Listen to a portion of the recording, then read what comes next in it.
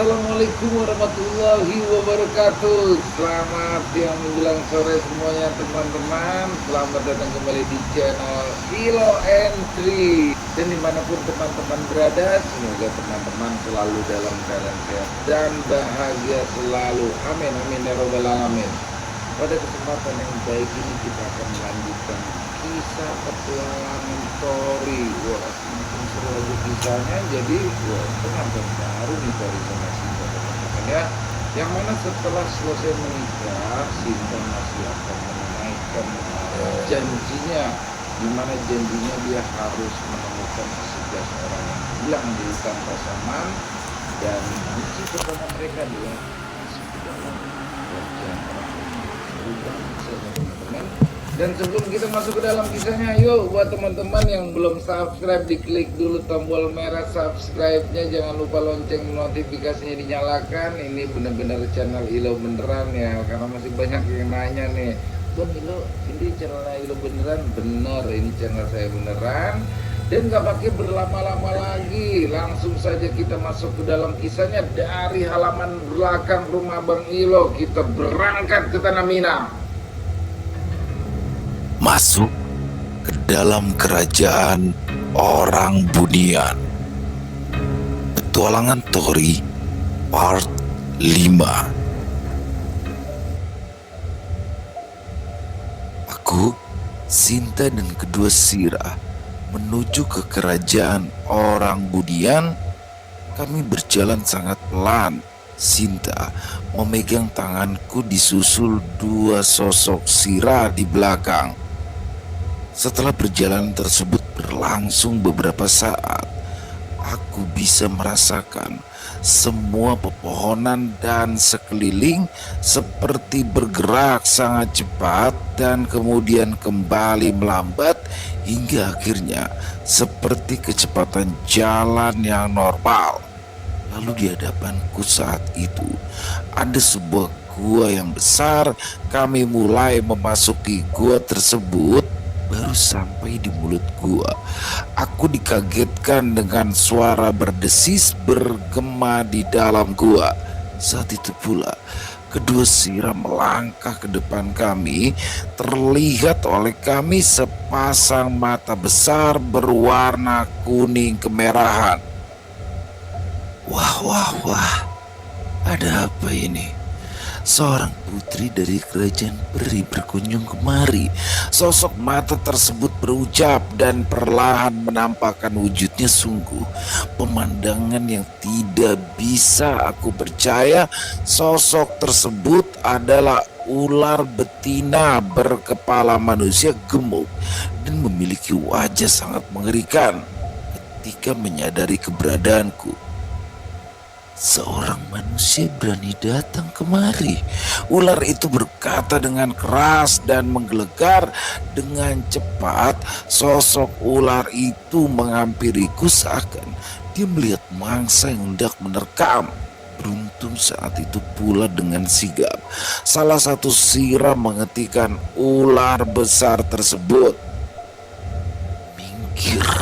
Bentak ular tersebut, namun Sirah tetap tidak bergeming dan tetap berada di posisinya. Seketika benturan keras terdengar seperti suara gemuruh, seakan gua akan runtuh dan akhirnya keduanya terpental mundur. Hentikan siluman ular, kami hanya ingin lewat, Sinta mengatakan. Tak sekalipun manusia pernah melewati wilayahku kecuali untuk mangsa kami, balas siluman ular itu. Tidak berlangsung lama, gerombolan ular berdatangan, namun lebih kecil daripada ular berkepala manusia tadi. Kecil yang aku maksud masih sangat besar bila dibandingkan dengan ular pada umumnya. Ular-ular tersebut memiliki tubuh sebesar pohon kelapa. Semua ular tersebut masih berwujud ular secara utuh, dan hanya ular betina itu yang bertubuh semi manusia dengan ukuran 2 kali lebih besar. Tujuan kami hanya ingin mengunjungi kerajaan orang Bunian. Melewati gua ini adalah cara tercepat. Izinkan kami lewat. Sinta menjelaskan. Tidak bisa, bentak ular betina itu. Kalian boleh lewat, tapi tinggalkan manusia itu di sini. Dengan melirikku, ular itu melanjutkan. Maksud kau, aku harus meninggalkan suamiku dimakan oleh kalian? Sinta berkata sembari memasang wajah marah. Wajahnya yang cantik dan manis tersebut menjadi dingin dan menyeramkan. Hah? Suami, ternyata begitu. Baiklah, untuk kali ini pengecualian. Silakan pergi Tuan Putri. Dengan senyum sinis, ular tersebut mempersilahkan kami memasuki gua. Jujur, aku masih merasa terancam saat itu meski diperbolehkan melewati gua. Tidak perlu khawatir. Dua sirah yang diperintahkan ibunda menyertai kita sangatlah kuat. Sinta mengerti kegelisahanku dan menenangkan. Kami terus memasuki gua tersebut. Dari luar, gua ini terlihat begitu gelap, tapi di dalam gua masih ada sedikit cahaya dari pantulan dinding serta langit-langit gua. Selang beberapa waktu, akhirnya kami keluar dari gua dan suasana sekitar pun berubah. Tampak sama seperti hutan pada umumnya, tapi lebih sunyi dan agak terang. Kita sudah sampai. Ini wilayah orang Bunian, ucap Sinta. Menurut Sinta, jarak masing-masing kerajaan di hutan Pasaman ini sebenarnya membutuhkan waktu cukup lama untuk melaluinya, tapi ada jalan alternatif untuk mempersingkat waktu. Contoh, dengan cara melewati gua ular tadi. Itu jadi semacam jalan pintas dimensi antar kerajaan, meskipun tiap jalan alternatif dihuni oleh sosok yang kuat. Mereka adalah pendukung dari ketiga kerajaan. Kami mulai berjalan di hutan dalam kekuasaan kerajaan orang Bunian. Dan ketika itu juga aku melihat beberapa orang dengan postur agak pendek dengan pakaian sama seperti yang manusia normal gunakan dan mirip sekali dengan manusia, namun tampangnya saja yang agak aneh. Mereka terlihat seperti dwarf, tapi alis menyatu dan tidak ada garis mulut di bawah hidung. Sinta bertanya kepada orang tersebut, dan kami pun bercakap beberapa saat. Kemudian kami diantar menuju ke perkampungan mereka. Orang Bunian lebih bersahabat dibandingkan makhluk-makhluk lainnya, lebih mudah diajak berdiskusi dan tidak suka akan kekerasan. Setelah sampai di perkampungan Bunian, tidak ada hal istimewa yang kulihat. Seperti perkampungan pada umumnya, di sana kami dipertemukan oleh tetua atau kepala suku di kampung tersebut. Posturnya pun tidak jauh berbeda, hanya rambut yang putih dan alisnya yang berwarna merah. Lalu di sini aku mulai memperkenalkan diri dan begitu pula dengan Sinta. Kami menjelaskan kedatangan kami. Setelah memahami maksud kami, tetua kampung tersebut mengajak kami untuk bertanya ke raja mereka, yaitu ada di puncak bukit. Dalam perjalanan, tetua menjelaskan bahwa aku bukanlah manusia pertama yang pernah singgah. Setelah beberapa waktu kami pun sampai di puncak bukit. Di sana terlihat dinding yang tinggi dan kokoh serta pintu gerbang yang terbuat dari emas. Tidak ada penjaga di luar sama sekali. Tetua membunyikan lonceng yang ada di antara pintu megah itu. Suara lonceng yang kecil itu terdengar nyaring. Lalu beberapa saat pintu pun dibuka. Keluar seseorang dari gerbang, namun tidak pendek seperti yang lain. Postur tubuhnya sama seperti manusia, hanya alisnya saja menyatu dan tidak memiliki garis di bawah hidung. Dia adalah penjaganya. Sesaat kemudian, tetua berbicara kepada penjaga gerbang. Kemudian kami disuruh untuk menunggu. Baju dan perlengkapan penjaga gerbang tidak seperti di kediaman Sinta. Mereka berpakaian rapi dan formal seperti manusia. Sesaat kemudian, penjaga gerbang membuka pintu sepenuhnya dan mempersilahkan kami untuk masuk. Ketika melewati gerbang, pemandangan yang saya saksikan seperti sebuah kerajaan modern. Orang-orang beraktivitas seperti manusia. Desain dan bentuk rumahnya lebih ke nuansa Islami dan rata-rata terbuat dari emas. Kami dipandu oleh penjaga tersebut untuk menuju bangunan kubah besar seperti masjid. Ketua desa sebelumnya tidak ikut. Penjaga gerbang tersebut mempersilahkan kami untuk masuk dan berlalu pergi. Kami mendekati bangunan dan sampai di depan pintu. Tak lama kemudian, pintu terbuka dengan sendirinya. Kami pun masuk dan tiba-tiba, Assalamualaikum. Semua yang berada di ruangan tersebut serentak mengucap salam. Aku langsung menjawab salam itu. Waalaikumsalam. Kemudian aku melirik Sinta. Sinta pun balas memandangku balik. Dia faham dan mengerti. Sinta lalu mengikuti ucapan salamku barusan. Waalaikumsalam, jawab Sinta terbata-bata. Saat itu, saat Sinta masih belum memeluk Islam. Tampak di ruangan tersebut orang-orang berjubah dan bersorban layaknya wali songo. Tidak ada singgasana, semua duduk bersila sejajar sama rata. Salah seorang di antara mereka kemudian berdiri lalu tersenyum. Senang sekali bertemu dengan putri anak dari kerajaan peri, kata Salim. Setelah percakapan kecil, kami pun dipersilakan untuk memasuki sebuah ruangan seperti sebuah ruang untuk tamu. Perkenalkan, saya adalah Tori. Saya dari... Sebuah perkenalan yang detail mengenai aku tinggal dan apa pekerjaanku. Dan di sampingku adalah yang sudah Anda kenal sebelumnya, Sinta, istriku, kataku menjelaskan. Aku adalah pemimpin umat di sini. Namaku Salim, jawab Salim tersenyum. Aku sungguh takjub. Seorang manusia mampu memperistri putri dari kerajaan peri. Dan tadi putri juga sempat mengucap salam. Apakah putri sudah menjadi mualaf?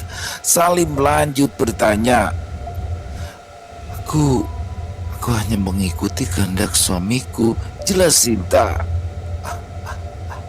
Sungguh selamat putri, ucap Salim dan sesekali tertawa. Kemudian aku langsung menjelaskan maksud dari kedatangan kami untuk mencari 11 pendaki yang hilang di hutan dan mengenai saran dari Ibunda Sinta untuk menanyakannya ke kerajaan Bunian. Namun Salim pun tak mengetahui 11 orang tersebut, tetapi mungkin saja ada salah satu kaumnya yang bisa saja memiliki andil atas hilangnya orang-orang tersebut.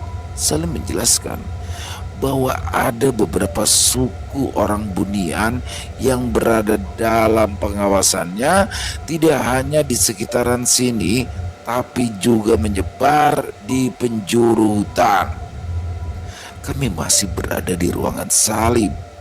Berbagai pertanyaan saling kami utarakan hingga Salim yang balik bertanya kepada kami berdua. Tahukah kalian Bolehkah atau sahkah di mata Allah suatu makhluk menikah dengan makhluk yang berbeda seperti halnya kalian? Dengan tersenyum saling memberikan pertanyaan. Saya tidak tahu soal itu.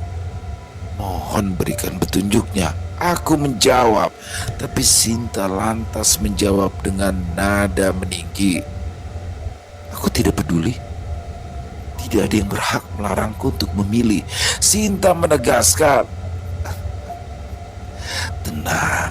Tenang dulu putri. Perkataanku itu bukanlah bermaksud untuk melarang hubungan kalian. Aku hanya ingin menjelaskan. Baiklah. Jadi begini, sahkah jika menikah berbeda ras atau makhluk? Dalam Islam, ada sebagian yang menyebutkan haram, ada pula yang berkata itu makruh. Tapi menurutku itu adalah sah, asalkan kedua makhluk tersebut beragama Islam, walaupun kondisinya tetaplah makruh. Dengan tersenyum saling menjelaskan. Ada juga dari kaumku yang menikah dengan manusia, tapi tidak banyak, karena tidak semua manusia mampu. Lanjut Salim. Berarti sahkah pernikahan kami jika Sinta menjadi mualaf? Aku bertanya. Sah, tetapi makruh, dan mungkin akan berdampak negatif untuk masa depanmu. Jelas Salim. Aku tidak keberatan jika kamu ingin menikah dengan manusia suamiku. Sinta berkata dan menoleh ke arahku. Aku tersenyum kecil serta memegang erat tangannya. Setelah panjang lebar kami bercakap, Sinta akhirnya resmi menjadi mualaf dengan dibimbing oleh Salim dan juga disaksikan oleh beberapa pengikut Salim. Setelah semuanya beres, kembali pembicaraan sebelumnya mengenai 11 orang yang sedang aku cari. Saling menduga kemungkinan kaumnya ada yang menerima manusia sebagai tamu. Orang Bunian terbagi menjadi 4 ras. Pertama yang kami temui yaitu Bunian yang pendek layaknya dwarf. Kedua yaitu suku Bunian yang ukurannya lebih kecil lagi seperti kurcaci. Suku ini cenderung lebih sering ingin menyendiri, jarang sekali manusia melihatnya, bahkan mungkin belum ada yang pernah melihat secara langsung. Yang ketiga sama layaknya dwarf, tetapi sekujur tubuhnya berbulu seperti monyet. Ini adalah suku Bunian yang sering memperlihatkan wujudnya ke manusia yang jahat, biasanya menculik dan menyesatkan orang, sedangkan sebaliknya yang baik akan menolong orang. Dan yang terakhir adalah suku Bunian dengan kasta tertinggi yaitu Salim beserta pengikutnya. Orang Bunian seperti Salim memiliki peradaban modern dan ahli teknologi, cerdas dan hampir mirip sekali dengan manusia. Sambil memberikan penjelasan panjang lebar, kami dan Salim sembari berjalan keluar bangunan. Begitu banyak orang, tetapi tidak menghiraukan kami. Setelah panjang penjelasan, akhirnya kami dan Salim menemui titik terang. 3 dari 11 orang yang hilang diketahui memang berada di wilayah Bunian. Mengetahui jika ada manusia di wilayahnya, Salim pun memberikan jaminan kepada kami. Jangan khawatir, aku pastikan bahwa ketiga manusia tersebut akan kembali dengan selamat, kata Salim yakin. Mendengar penjelasan yang penuh keyakinan itu membuatku yakin dan percaya dengan apa yang ia katakan. cukup lama kami berada di wilayah Salim sebelum akhirnya kami pergi meninggalkan kerajaan Bunian, tentunya setelah dipastikan ketiga orang dari 11 orang tersebut aman. Lantas di mana sisa ke-8 orang itu? Salim pun sebelumnya menebak bahwa 8 orang sisanya kemungkinan besar berada di wilayah siluman harimau, atau lebih tepatnya dalam wilayah kerajaan Inyak Rimbo. Dan untuk pergi ke sana, Salim memperingatkan kami untuk berhati-hati. Sebenarnya kami ini sangat lama berada di suku Bunian. Kami berkeliling dan bertemu berbagai suku Bunian, tapi di sini dipersingkat saja agar tidak bertele-tele, sebab tidak ada hal menarik untuk dikisahkan. Setelah kami meninggalkan kerajaan Bunian, kami pun berencana untuk langsung mengunjungi kerajaan Inyak Rimbo. Namun karena kami terlalu lama berada di kerajaan Bunian serta memperhitungkan waktu di dunia manusia, pada akhirnya kami melanjutkan di lain hari. Kami pun keluar dari wilayah suku Bunian dan kembali memasuki sebuah gua. Sampai di mulut gua, aku mulai merasakan aura negatif yang kuat sekali seperti aura ancaman. Tentu bukan aku sendiri yang merasakan. Salah satu sirah melangkah di depanku, tepat di depan Sinta, dan sirah yang satunya berjaga di belakang. Perlahan kami melangkah memasuki gua. Terdengar suara berdesis banyak sekali, dan tanpa kami sadari kami sudah dikelilingi begitu banyak ular-ular sebesar pohon kelapa. Warnanya pun beraneka ragam, putih, hijau, merah, belang, dan bermacam-macam. Akan tetapi tidak ada sosok ular betina berkepala manusia yang sebelumnya mengancamku.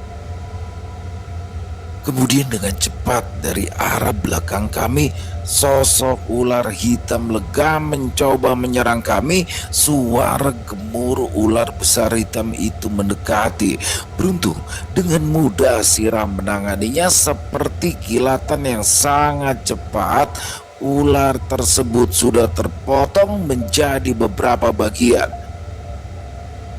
Semakin banyak suara berdesis yang mendekat dan mengepung kami. Kedua Sirah berlari mengitari kami, membentuk sebuah pelindung. Dan cara ini sukses. Setiap kali ada ular yang jaraknya terlalu dekat dengan kami, seketika ular-ular itu terpotong menjadi beberapa bagian. Aku dan Sinta kemudian lanjut terus berjalan seolah tidak ada gangguan sedikit pun. Dan selama perjalanan di dalam gua, Sinta dengan santainya berjalan tanpa khawatir, sedangkan para Sirah terus saja membantai ular-ular yang mencoba menyerang hingga kami sampai di mulut gua. Sinta kemudian memerintahkan seorang Sirah untuk masuk kembali ke dalam gua. Entah apa yang dilakukannya. Tidak lama kemudian Sirah itu keluar dan kami segera pergi dari gua tersebut. "Kenapa kau suruh Sirah kembali masuk ke dalam gua barusan?" kataku. Sambil tersenyum, Sinta pun menjawab, "Aku yang memerintahkan Sirah untuk membantai ular-ular yang berusaha menyerangmu, suamiku." "Bukankah itu terlalu berlebihan?" lanjutku. "Tentu saja tidak, suamiku. Siluman ular itu adalah makhluk pendendam. Jika kita biarkan mereka, ular-ular itu akan terus mengikutimu dan tidak akan berhenti sebelum bisa menangkap dirimu. Dirimu sudah ditandai semenjak pertama kalinya kita masuk ke dalam gua." "Jelas, Sinta. Tetapi bukannya nanti ular betina yang waktu itu akan balas dendam?" aku menegaskan. "Biarkan dia datang, suamiku. Tidak ada yang perlu dikhawatirkan selama aku ada di sisimu. Jawab Sinta sambil tertawa kecil. Setelah melalui perjalanan yang cukup lama, kami pun akhirnya sampai di kediaman Sinta. Setelah bertemu dengan ibunda Sinta serta bercakap-cakap beberapa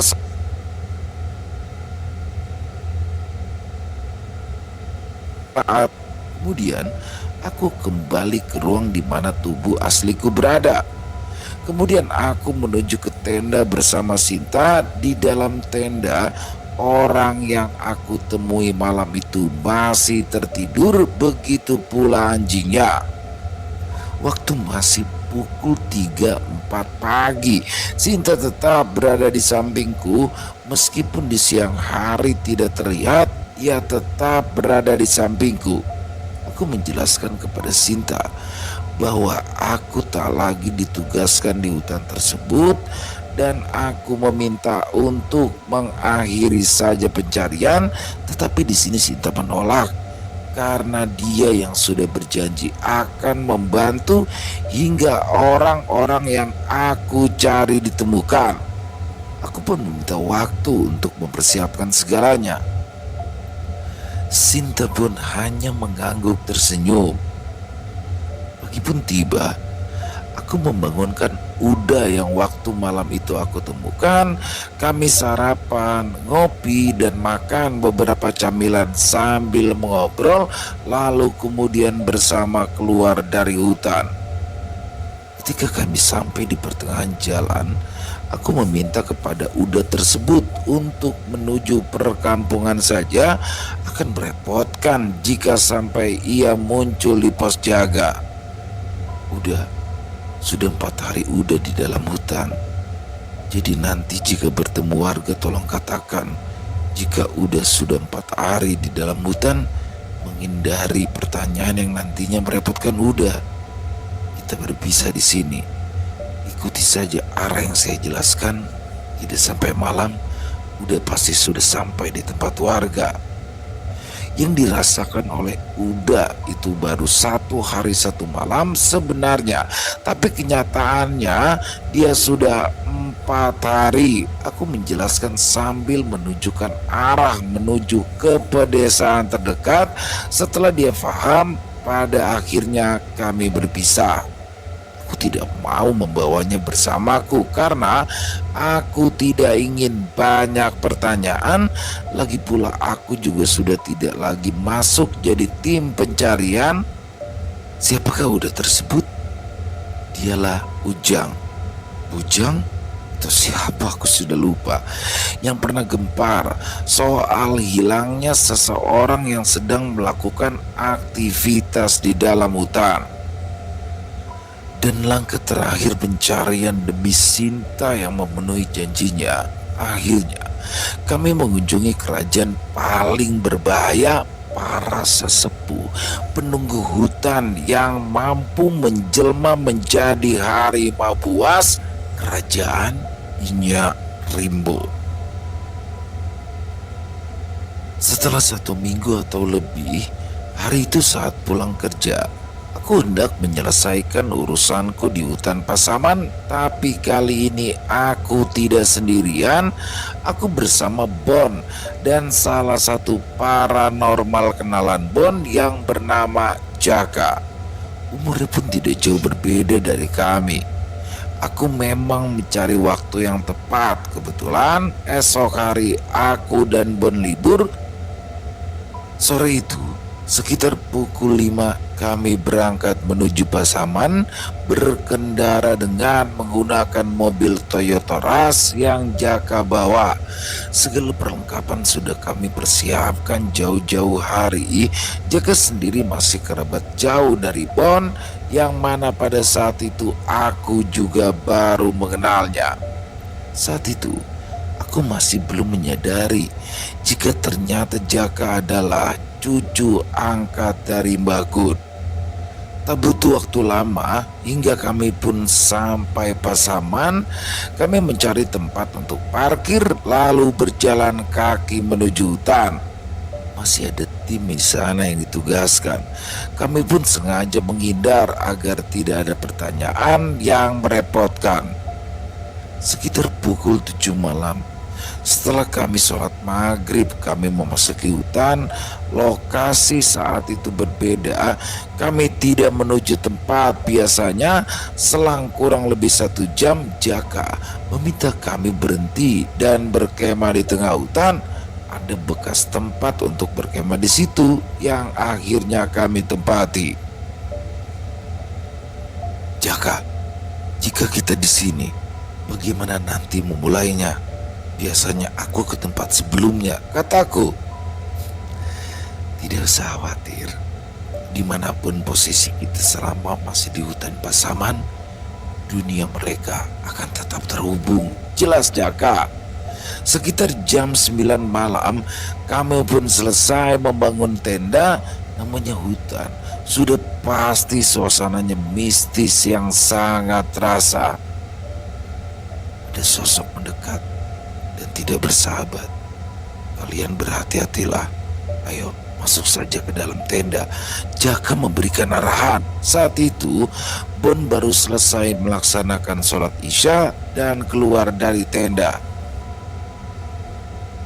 Sudahlah, biar kita itu kan tidak mengganggu. Seandainya mereka terganggu, kita ada di sini, kan ada kamu, Jaka. Bon membalas ucapan Jaka sambil tertawa kecil. Dengan gaya dan gerakan ciri khas paranormal, Jaka mulai bertingkah. Jujur, aku tawa dalam hati kala itu. Begitu pula Bon, seakan kumisnya mulai keriting menahan tawa. Kami tidak ada masalah dengan kalian. Pergilah, Jaka berkata kepada sosok yang tidak jelas wujudnya. Namun aku tahu ada mata bersinar merah menyala yang perlahan mundur menjauh. Selesai? Tidak. Karena beberapa saat kemudian kami melihat sosok pocong mulai muncul dari balik salah satu pohon, disusul oleh kemunculan sosok kera putih yang bergerak acak. Masih belum selesai, kami melihat sosok-sosok makhluk-makhluk tersebut. Tiba-tiba suara teriakan nyaring membuat kami menutup telinga. Hei Bon, Tori, apa yang kalian lakukan sebelumnya? Hingga banyak sekali yang ingin mengganggu kita, Jaka berkata sambil melihat sekeliling. Lebih baik kita kembali. Aku tidak yakin ini akan aman. Jaka mencoba memperingatkan. Belum lama Jaka mengatakan hal itu, kami sudah melihat sekeliling kami dipenuhi pocong bermata merah. Muka mereka seperti memakai topeng. Jaka kemudian duduk, lalu mengambil sebilah keris yang ia simpan di punggungnya.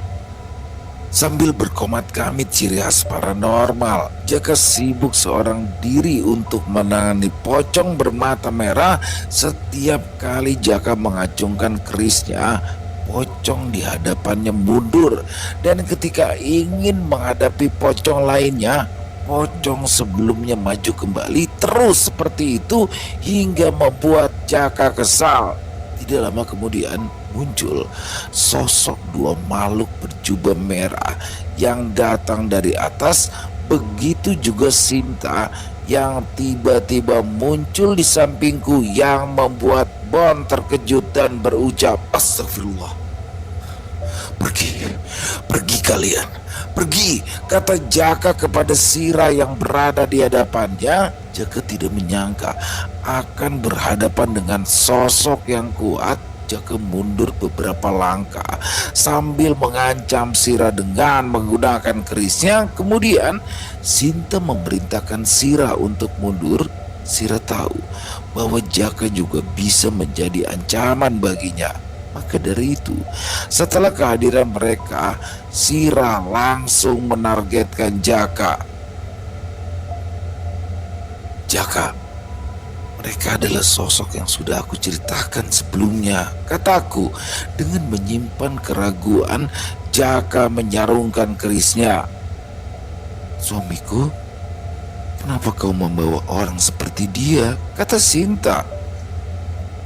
Seperti yang kamu katakan, Sinta, perjalanan ini akan berbahaya seperti yang kamu ucapkan sebelumnya. Aku juga mengalaminya ketika berada di gua siluman ular. Bukannya aku tidak percaya perlindunganmu, akan tetapi akan lebih aman jika ada beberapa bantuan, bukan? Aku menjawab. Itu terserah kau, suamiku. Tetapi aku hanya akan melindungimu. Jelas, Sinta. Aku pun kemudian menjelaskan kepada Bon dan juga Jaka bahwa perjalanan ini mungkin berbahaya dan untuk menjaga diri masing-masing. Tidak usah kau khawatir denganku, Tori. Aku bisa menjaga diriku sendiri. Dengan lantang Jaka mengatakan. Lalu aku bagaimana? Kata Bon. Bon, tenang saja. Aku ada di sini. Kau tidak perlu khawatir. Jawab Jaka tersenyum sambil menepuk-nepuk dadanya dengan ponga. Sinta meminta kami mengikutinya karena akan lumayan jauh. Kami lalu membongkar tenda dan berlanjut berlangkah mengikuti Sinta. Setelah lama berlalu, suasana pun mulai berubah. Bon mulai memperhatikan sekeliling. Tidak perlu panik, kita sudah ada di alam mereka, jelas Jaka.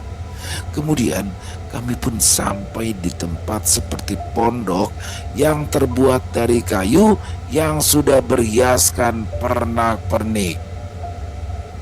Kalian berdua tunggulah di sini. Sinta berkata kepada Jaka dan Bon untuk menunggu di sebuah pondok kayu yang bersih dan rapi tanpa ada penjaga ataupun penghuninya. Jaka dan Bon lantas memasuki pondok tersebut. Aku dan Sinta bersama dua sirah berlalu pergi untuk menuju istana Sinta.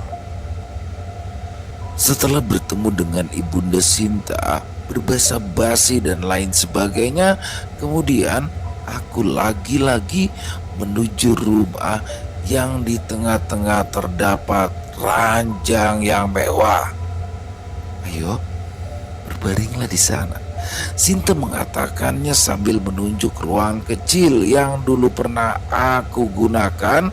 Aku berbaring sambil mengikuti ucapan Sinta. Kemudian aku terbangun dan melihat diriku sendiri tertidur.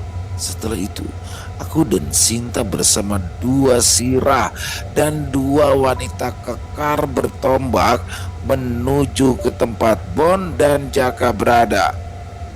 Sesampainya di tempat, kedua wanita kekar tersebut masuk dan yang dirasakan Bon kantuk luar biasa. Lalu keduanya mengalami apa yang aku alami. Bon melihat dirinya sendiri, kebingungan dan ketakutan. Dia mengira jika dirinya telah mati. Jaka sendiri menolak dan tetap terjaga. Melepas sukma, aku akan lakukan dengan caraku sendiri. Jaka bergumam seorang diri. Pada awalnya kami ini meremehkan Jaka. Ternyata ia bukan sekedar pamer. Nyatanya Jaka memang memiliki kemampuan. Bon yang menyaksikan Jaka duduk bersila sambil mengucapkan kalimat mantra. Tak lama kemudian Jaka keluar dari tubuhnya. Setelah itu Bon dan Jaka keluar pondok lalu menghampiriku. Kemana? Kemana kita akan pergi? Kata Jaka. Seperti yang sebelumnya aku katakan. Sekarang ikuti saja. Aku menjelaskan. Tim kini sudah terbentuk. Kami berenam. Aku, Sinta, Bon, Jaka, serta dua sirah selanjutnya melanjutkan perjalanan untuk menuju ke kerajaan siluman harimau. Sebelum melanjutkan, aku akan memberikan penjelasan dahulu. Cerita kali ini akan seperti fiksi ataupun dongeng karena banyak hal di luar akal dan terkesan mengada-ngada bagi sebagian orang. Tetapi memang begitulah yang aku alami. Kisah ini bukan hanya membekas saja di ingatanku, tapi sudah menjadi bagian hidupku juga. Percaya silakan, tidak percaya itu tidak apa-apa, kembali kepada kalian. Tapi aku rasa cukup nikmati saja. Suasana yang kelam dan sunyi saat itu membuat kami merasa tegang dan waspada, terutama Jaka yang tidak mempercayai Sinta dan kedua sirah untuk menuju di kerajaan Inyak Rimbo itu tidaklah akan mudah. Akan ada banyak rintangan dan hambatan tentunya. Sinta mengingatkan kepada Bon dan Jaka untuk mundur, tapi mereka berdua tetap ingin ikut. Sebelumnya akan aku jelaskan tentang Inyak Rimbo, sekaligus ingin pembuktian bahwa aku tidak bermaksud menyinggung pendekar-pendekar Minang yang memiliki ilmu silat asli Minang, atau saya pribadi menyebutnya silat goib. Silat asli Minang ini ada beberapa macam dan ada yang berhubungan dengan Inyak Rimbo. Jadi perlu digarisbawahi bahwasanya aku hanya menceritakan berdasarkan pengalaman nyata dan di dalamnya tidak ada kaitannya untuk mengecap bahwa kerajaan Inyak Rimbo ini salah satu makhluk yang jahat. Sebelumnya,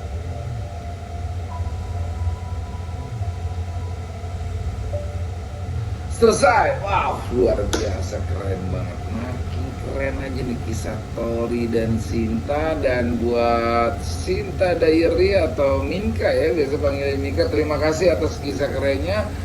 Bagaimana akhirnya masuk ke dalam kerajaan orang Bunian ini, Tori dan Sinta. Dan jadi memang orang Bunian ini adalah salah satu makhluk yang dipercaya sampai saat ini masih ada di hutan Sumatera, terutama setahu saya sih memang daerah Sumatera Barat maupun Kerinci ya teman-teman. Yang mana orang Bunian ini adalah yang saya tahu ya, itu adalah orang yang agak pendek dan memiliki